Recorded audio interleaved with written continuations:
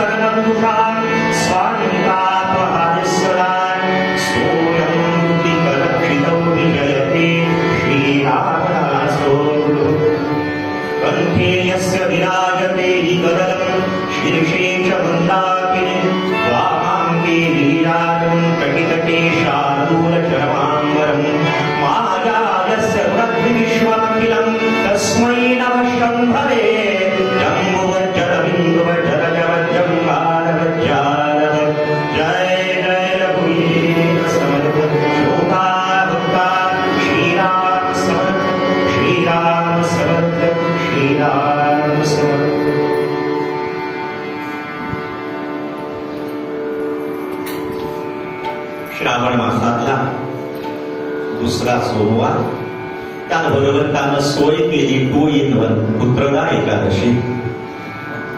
आपल्या आरोग्याची काळजी घेतली. कालचाच प्रतिपाद्य विषय पुढे सुरू. आज तिथी आहे एकादशी. एकावर एका सारखं एकम एवं अद्वितीय. पंच कर्मेंद्रिय, पंच ज्ञानेंद्रिय आणि 11वं मन परमात्म्याला समर्पित करणं. पांडुरंगाला, रामरायाला, आपल्या दैवतेला त्या 11 गोष्टी समर्पित करणं ही एकादशी आहे. सर्वांना एकादशीचा आनंद आहे. त्या निमित्तानं नको ते खाता येतं. चांगलं चांगलं जय जय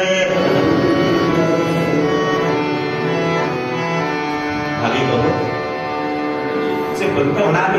कोणाला एकादशीचा आनंद आहे? विष्णूसी आनंद एकादशीत. भगवान महाविष्णूंना एकादशी आनंद आहे. पण चंद्रासी आनंद एकादशीत. दशी म्हणजे घडी.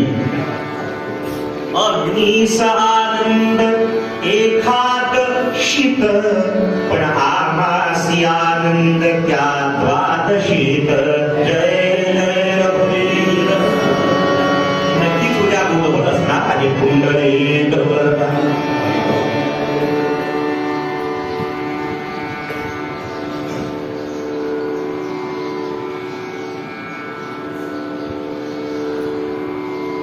भगवंताच्या या सृष्टीमध्ये तत्वज्ञानाच्या दृष्टीने 3 प्रकारचे जीव राहतात मनुष्याचे. एक जो वर्ग आहे त्याला आपलं दारिद्र्य जावं असं वाटतं. कोणाला दारिद्र्य बरं? श्रीमंतीच पाहिजे की प्रत्येकाला. सगळी धडपड आहे ती वैभव वाढवण्यासाठी आहे, ते टिकवण्यासाठी आहे. ते टिकवण्यापेक्षा अधिक वाढलं पाहिजे याची काळजी आहे. त्या जीवांना शास्त्रकारांनी पामर म्हटलेलं आहे. ज्यांना आपलं दारिद्र्य जावं वाटतं. चुकीचं नाहीये. नाही दारिद्र्य कोणाला आवडत नाही, दुःख कोणाला आवडत नाही. पण जे हवं ते मिळत नाही, जे नको ते पानात आल्याशिवाय राहत नाही. नवीन ठिकाणी जेवायला गेल्यानंतर आमच्यासारख्या बुवाला प्रश्न पडतो.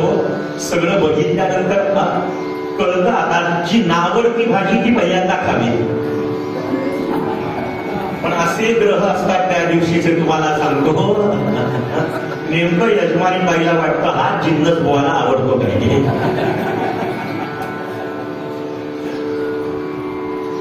जीवनाचं तसंच आहे. डावं उजवं पाहायचं नसतं. प्रत्येक पदार्थाची चव घ्यायची असते. दारिद्र्य जावं त्यांना पावर वाटतं. आपलं दुःख जावं असं वाटतं त्यांना विषयी म्हटलं. दुःख जावंच वाटतं, नकोच आहे. प्रत्येकाला आपली सुखरूप अवस्था पाहिजेच आहे. चिंतन ते करायचं नाही. पण फार कमी लोक आहेत ज्यांना आपली अविद्या जाणीशी वाटते. त्यांना जिज्ञासू म्हटलेलं आहे. प्रामाणिकपणानं आपण मनाला प्रश्न विचारा स्वतःच्या. आपण या 3 गटापैकी कोणत्या गटात आहोत आणि कोणत्या गटावर आहोत? अवपाश निबद्धस्य मम मोक्ष कथम भवे. किती जणांना वाटतं संसार बंधनिर्मुक्ती कथम मे स्यात् कदाचित् इति या सुदृढा बुद्धिः वक्तव्यासा मुमुक्षुता.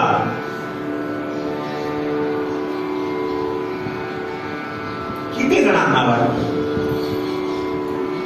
आपल्या अविद्येचा नाश होऊन मला मोक्षापर्यंत जावं असं? किती जणांना वाटतं? असं ज्यांना वाटत असेल ते महाभाग्यवान आहे. गीताकारांनी प्रमाण दिलंय. मनुष्याणां सहस्रेषु आहेत ते, पण प्रमाण कमी आहे. जगाचा नियम सांगू का? जे चांगलं आहे ना, जे हिताचं आहे ते सहजासहजी मिळत. क्वालिटी आणि क्वांटिटी व्यस्त चलन आहे पहा. म्हणून आपली अविद्या जावी असं ज्यांना वाटतं त्यांनी सद्गुरुनाथांकडे जावं आणि प्रश्न विचारावा. तत्विद्धि प्रणिपाते परिप्रश्नेन सेवया उपदेशन्ति ते ज्ञानं ज्ञानिनस्तत्त्वदर्शिनः. भगवान श्री गोपाल कृष्ण महाराज की पुंडरीक वरदा श्री ज्ञानदेव पंढरीनाथ महाराज की. एकादशी वालोबा आज संत पावले रोज पावतातच आज विशेष अविद्येचा नाश होऊन विद जाणणे आपण ते होणे तद्रूप होणे. मोक्ष प्राप्तीसाठी सद्गुरुनाथांकडे जाऊन प्रश्न विचारावा आणि मग त्यांनी साधन सांगावं. जनक महाराज तिसऱ्या टप्प्यावर ते तीव्र मोक्ष पुरे पुरे आता प्रपंच पाहणे झालंय. जेव्हा दृश्य जगाचा वीट येतो ना तेव्हाच वीटेकडे लक्ष जातं. कळलं तर बरं. म्हणजे बुवाचा वीट यायला नको. जय जय रघुवीर काय डोकं खातो दररोज बुवा. रघुवीरचं वाटतं कथा कीर्तन कोणासाठी? जे अज्ञानी लोक आहेत त्यांच्यासाठी उपयोगच नाही. जे ज्ञानी लोक आहेत त्यांना याची गरजच नाही. सांगा तुम्ही. पण जे अज्ञानी आहेत असं प्रामाणिकपणानं ज्यांना वाटतं आणि आपण ज्ञानरूप व्हावं अशी तळमळ आहे त्यांच्यासाठी कथा कीर्तन प्रवचन. भाविक हो, जनक महाराजांनी प्रश्न विचारावा. विदेही जनक येतो कृष्णावक्रांना विचारलं, महाराज माझी अनंत जन्मीची अविद्या जावी. नको ते गेलं की जे आहे ते आहेच. त्याच्यासाठी धडपडायचं नाही. शेवाळ बाजूला केलं की स्वच्छ पाणी आहेच. निर्लेपता यावी याच्यासाठी काय करावं महाराज? जनक महाराजांच्या प्रश्नाचं उत्तर अष्टावक्र देतात. हे राजन, छान प्रश्न विचारलाय. असा एखादा शिष्य मिळावा हो. सद्गुरुनाथ त्याची वाट पाहतात. जेव्हा नरेंद्र रामकृष्णांकडे येतात, रामकृष्ण म्हणाले, नरेंद्रा किती वाट पाहायला लावलीस मला? गोंदवलेकर महाराजांचं वाक्य आहे, मी सराफ्याचं दुकान थाटून बसतो पण प्रत्येक गिराईक आलं ते कोथिंबीर मेथीच मागायला. बहुतेक दुःखाचा आपण तोच डोंगर घेऊन येतो की नाही? सगळ्या समस्या घेऊन येतो. मंदिर म्हणजे आपल्या संसाराच्या सुखभोगाचं साधन नाहीये. डोंगरे शास्त्री म्हणायचे, भगवंतानं आपलं दुःख दूर केलं तर सामान्य कृपा, पण आहे त्या परिस्थितीत समाधान ठेवलं, समाधानी तर ती विशेष कृपा आहे. काय करावं? अष्टावक्र उत्तर देतात. ऐक राजा, मुक्तिं इच्छसि चेत्ता विषयान् विषवत्यज क्षमार्जवतया दोष सत्यं पीयूषव भज. आधी काय करावं? हा जो लोक आहे ना, मृत्यू लोक, गीता काळात याचं नावच ठेवलंय अनित्यम असुखम लोक. एखादं दुकान असतं पहा, किराणा दुकान, फलक असतो की नाही? इथे किराणा साहित्य, इथे कापड मिळणार आहे, इथे अमुक अमुक मिळणार आहे. त्या दुकानाच्या फलकावरनं कळतं की नाही? या लोकाचं नावच काय? सगळं अनित्य आणि असुख. याच्यातून नित्याकडे जायचंय. या दृश्य जगाचा त्याग अंतःकरणातून करा. हे पहा, पुरुषार्थ मिळवण्यात नाहीये, मिळवलेलं ममत्व त्यागण्यात हा पुरुषार्थ आहे.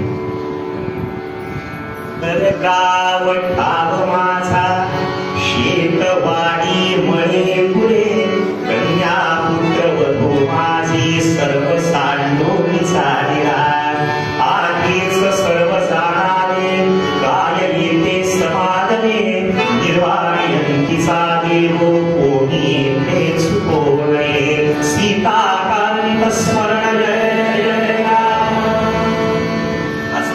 ठणठणीत सोमवारचा उपवास आहे हो. माझं एवढं छान झालंय, सकाळी त्या बळावर उभा राहतोय, जय जय रघुवीर. आमच्याकडे म्हण आहे बरं, उत्तरेकडे खावं, दक्षिणेकडे पाहावं. दक्षिण भारतात फक्त पाहावं, खायला इडली डोसा. मला सांगावं लागतं, आता डोसा नको, थोडा आडोसा दे. काय तुमच्याकडच्या मिठायांचे पदार्थ 15 दिवसात मलाही वाटलं कुठली तरी कचोरी समोसा मिळावा. जय जय. काळजी करू नका, खरं नाहीये. माणसाचं नाक असं वाईट आहे हो. प्रत्येक ठिकाणची पद्धत असतो महाराज. विषयांचा विषवत त्याग करायचा म्हणजे त्यांच्यातलं व्यक्तित्व ओळखायचं. श्रीमद भागवतात ययाती नावाचा राजा आहे, पुत्रांचं तारुण्य मागून घेतलंय. शेवटी अशी स्थिती आली, विषत्वं यान्ति नाम विषवत् परिणयन्ति ते विषयाः. ज्याचा परिणाम दुःखाचा क्लेशदायक, पूर्वी गोड अंती शोक नेमस्त आहे. पुत्रांचं तारुण्य मागून घेतलं. विषय भोग हेच जीवनाचं ध्येय. पण एक स्थिती आली, पुण्यांश कुठेतरी बाकी राहिला आणि बोध झाला आपलीच आपल्याला कीव येऊ द्या.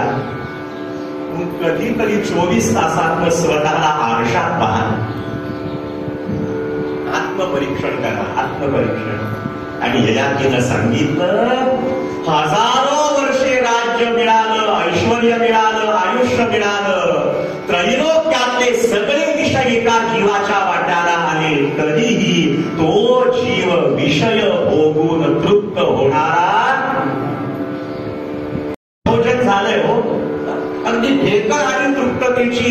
यजमान म्हणाले, अगं आता तुला कीर्तनाला जायचंय ना, दाल बजारमध्ये खुशाल जा, मला रात्री काहीही खायची इच्छा नाही.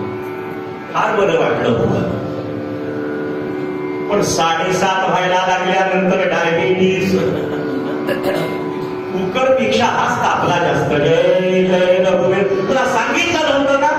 ती म्हणाली, दुपारीच म्हटला होता. काही नाही, तिथे दुपारी म्हटलं, आता काहीतरी कर.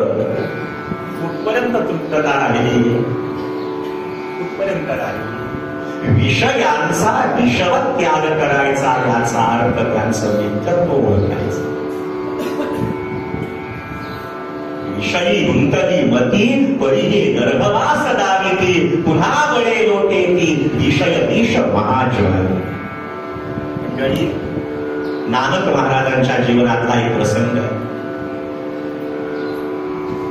बऱ्याच वेळा मी सांगतो दृष्टांत. इथे पहिल्यांदा अनेकांनी ऐकला असेल तर पहा, नसेल तर ज्ञानात. एका गावातनं नानक महाराज शिष्यगणांसह चाललेली आहेत. फार कार्य केले, संप्रदाय कोणताही असू द्या, महापुरुषांनी इतकं कार्य केलेले लक्षात घ्या. क्रांती केली समाजामध्ये. वाह गुरु, वाह गुरु, वाह गुरु. त्याचे शिष्य आहेत, नाव लौकिक झाला. संतांना लौकिकाची गरजच नाही हो. उपाधी आमच्यासाठी आहे. 2-4 कीर्तन झाली की काल काढावं वाटतं. पुंडरीक वरदा, लक्षात घ्या.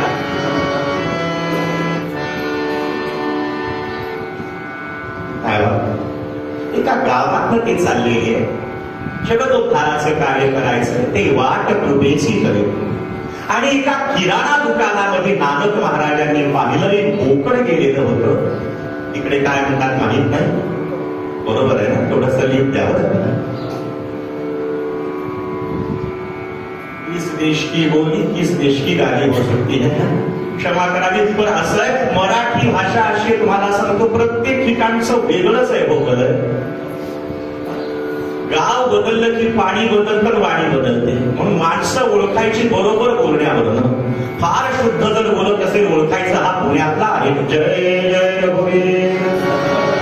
आणि त्या ते दुसऱ्याची जर मागो काढत असेल तर पुंडरीक वरदा, लक्षात घ्यायचं.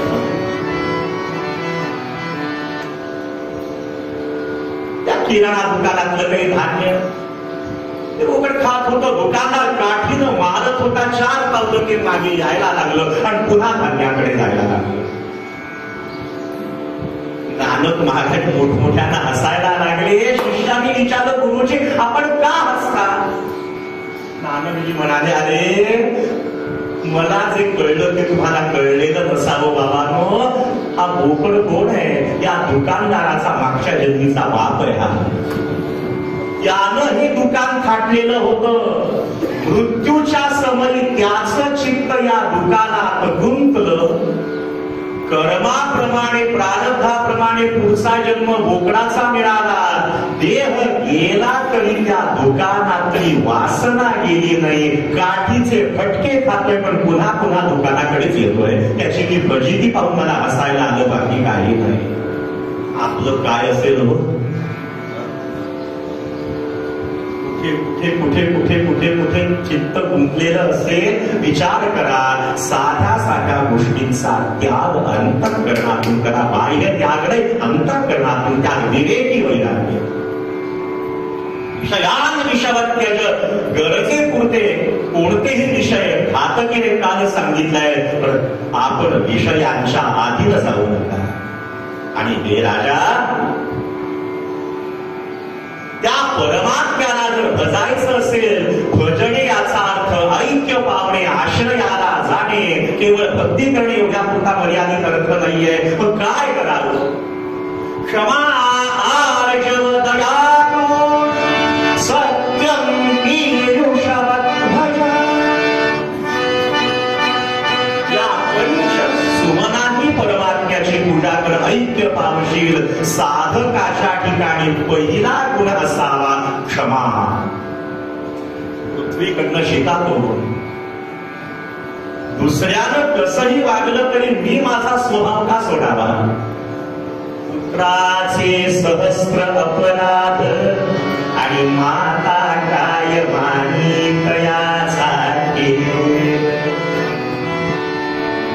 बहु साल अन्याय कोट्यानुकोटी आणि रघुनायके आतले सर्व कोटी. किती काय गुणांसिया आठवारे समर्था तुझे काय उत्तीर्ण भावे. जय जय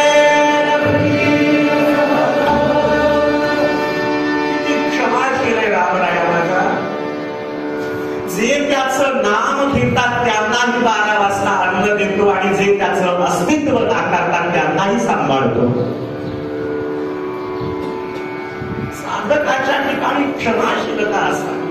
फार अंतःकरण ध्यान असावं.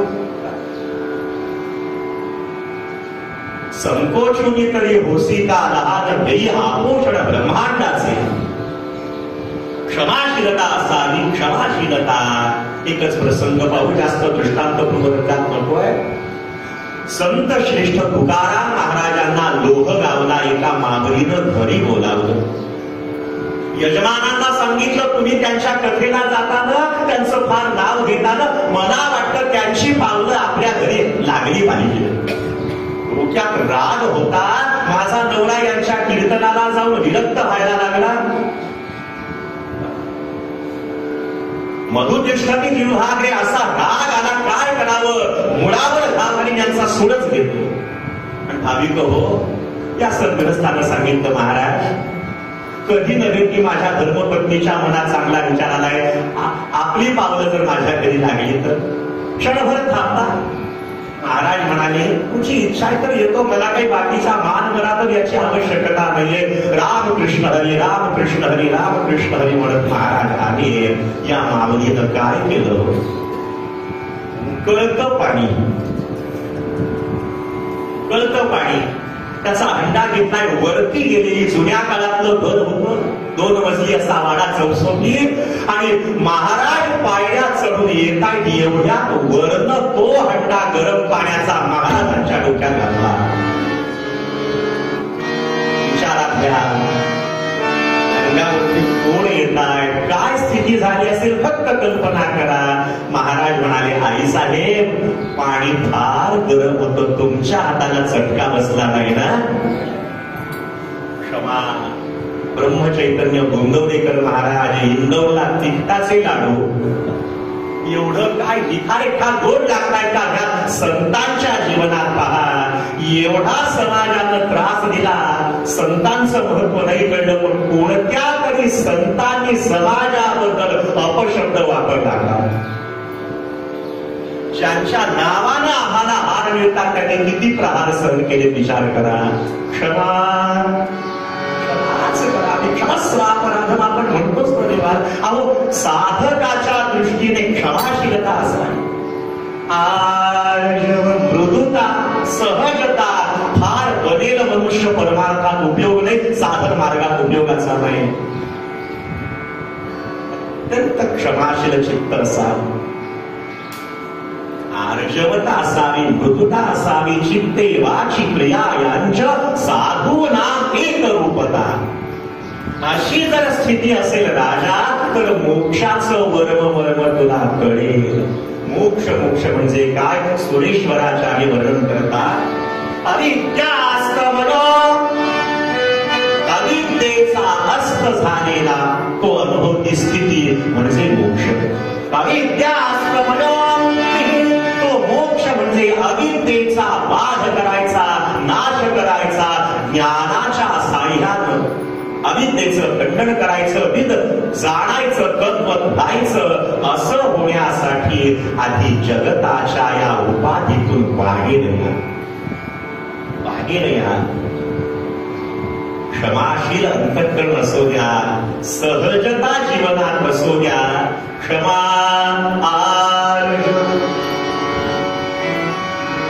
आर्जवता प्रत्येक संकटी शांत किती सहज आहे. दया, भूत मात्रांविषयी इतकी दया असावी.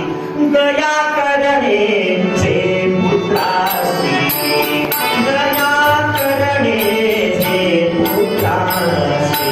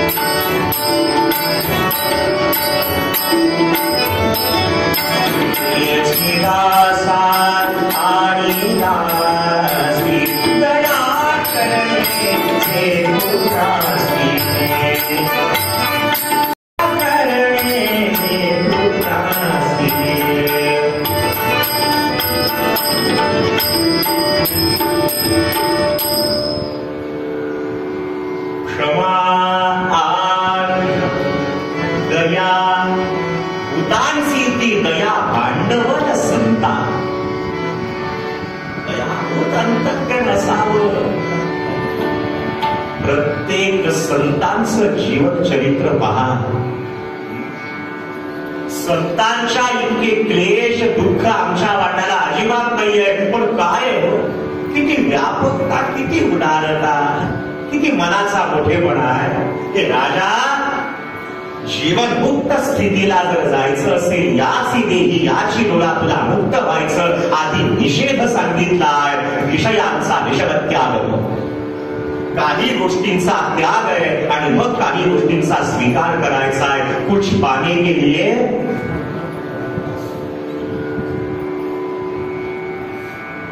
प्रपंचात मिळवायचंय आणि परमार्थात सगळं गमवायचंय. गुरुजींचं वाक्य सांगतो, काहीतरी करायचं याचं नाव प्रपंच आहे आणि काहीतरी कळायचं याचं नाव परमार्थ आहे. फारच क्लिष्ट सांगतात. काहीतरी करायचंय की हा प्रपंचाचा प्राप्त आहे आणि काहीतरी कळायचं हा परमार्थाचा प्राप्त. मला जीवदशेतून आत्मस्थितीपर्यंत जायचंय. आत्मविस्मृती झालेली, आता तिथपर्यंत जाण्यासाठी लक्षात घ्यावं, जिथून आलो तिथेच जायचंय की नाही. वाट चुकलेल्या लेकरानं करावं काय? आपण कुठून चुकलो याला हेच पाहावं, तिथे योगदान घ्यायचंय, पण प्रवाहाच्या विरुद्ध व्हायचंय हा परमार्थ. हे राजाने जगातल्या कोणत्याही गोष्टीच्या आहारी न जाता त्यांच्यातलं अनित्यत्व, त्याची अनित्यता, त्याची अशाश्वतता ती जाणून घे. विषयाचं खरं स्वरूप लक्षात घे. या विषया वाचू नका ही हाणी सर्वथा प्रिय नाही, हा स्वभावची पाहिली इंद्रियांचा सोडून देतो संग. अंतःकरणातून त्याग, क्षमाशील वृत्ती ठेव, आर्जवता ठेव, समस्त भूतमात्रांबद्दल दया ठेव, दयाच अंतःकरण असू दे. क्षमा, आर्जव, दया आणि तोष, क्षमादी षट् संपत्तीतली संतोष ही वृत्ती. एखाद्याचं नाव संतोष असतं. डॉक्टर काका म्हणाले नाव का ठेवायचं असतं, त्याचा अभाव असतो. म्हणजे कोणाचा असेल तर क्षमा मागतो, संतोष चित्त आहे. प्राप्त परिस्थितीमध्ये आहे त्याच्यात नो कंप्लेन. हे विले अनंते कैसे रहा,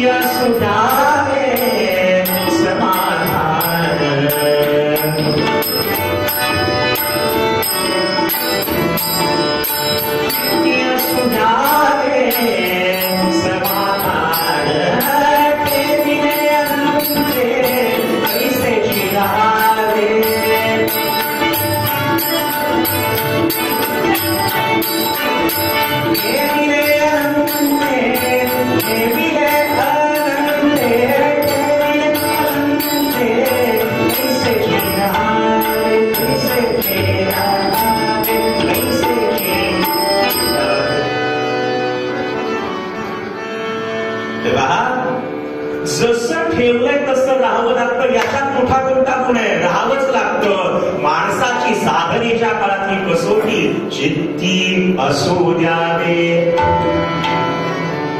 हे समाधान मिळेल. हो, समत्वाचं आधान जिथे तिथे समाधान. समाधान ते सज्जनाचे होते.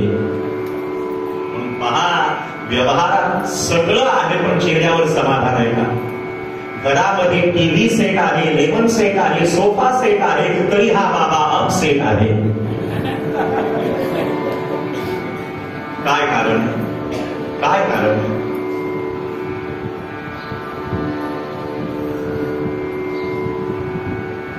चित्ती समाधान ठेवणं. अर्ध भांड पाण्यानं भरलेले अशी वृत्ती असतो द्या, अर्ध भांड रिकामं असं पाहूच नका. संतांच्या चेहऱ्यावर समाधान. गोंदवलेकर महाराजांचं तिथे पहा, समाधी पाहता समाधान होते तनु कष्टवी त्यासी आनंद.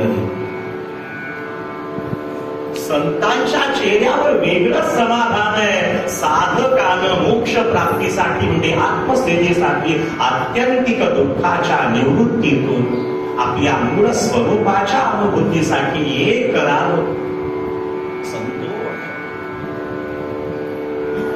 पांडुरंगा पांडुरंगानी पतंग तुझे हाती धागा काही नाही. हवेपणाची हाव नाही, काही नाही. क्षमा, आर्जव, दया आणि सत्यम पीयूषवत भज. भज म्हणजे भज, आश्रयाला जा, ऐक्य पाव.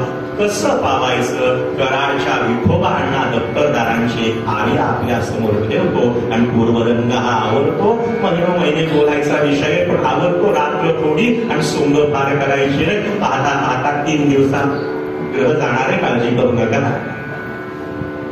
एक अभंग पुन्हा पुन्हा पुन्हा पुन्हा घेतला की वाटतं काय तुम्हाला दुसरं येतो का नाही, येतो इल्ला असं नको वाटत. कसं बजावं तुम्हाला साधं थोडं सांगतो, ती डायरी काढून ठेवा.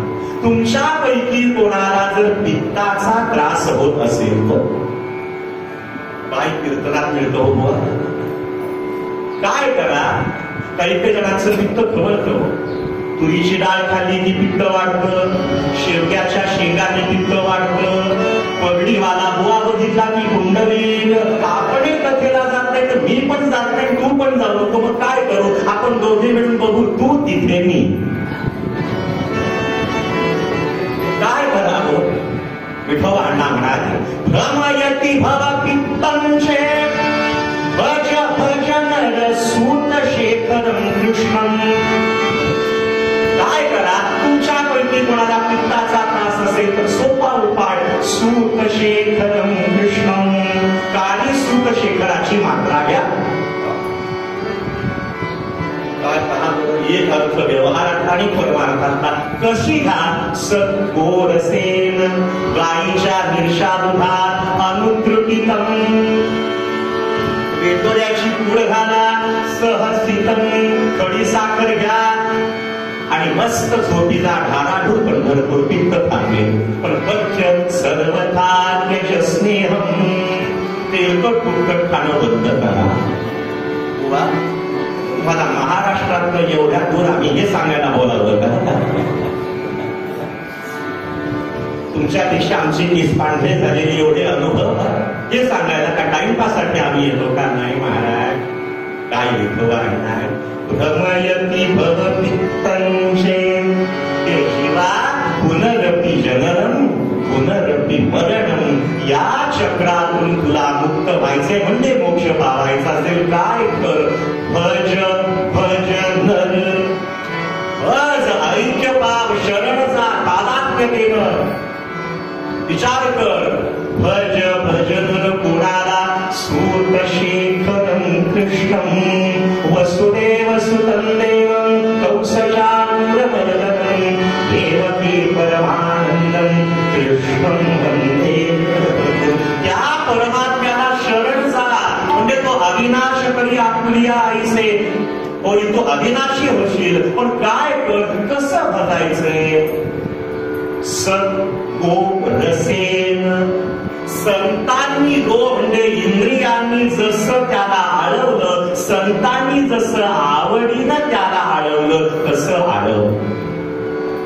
एक माळ जपायची श्रीराम श्रीराम श्रीराम श्रीराम. काय करावं नाही, बळजबरीचा रामराम नको. सद्गो रसे. संतांनी जसं आळवलं तसं आळव. अनुत्रुटितं. वेळ वाया घालवू नको. मनाचे गभीरा घरी नदी जनी आपुली ते वाहनी केली. सहसितं पहिला अर्थ आणि सहसितं प्रसन्न वदनानं हे कर. आणि हे करताना ऐक्य पावायचंय तर सर्वथा त्यज स्नेहं विषयान् विषवत्यज. आलं ना हरदासाची कथा मूळ पदा. पूर्वरंग एक, उत्तर रंग एक, भैरवी अनेक. आमचं कसं असतं, पूर्वरंगाचा उत्तर रंगाशी मेळ नसतो आणि एकदा भैरवी झाली की उद्या 6:30 पर्यंत आपला आणि कीर्तनाचा काही संबंध त्या बाते नाही म्हणून सांगितलं यांनी. भाविक लोक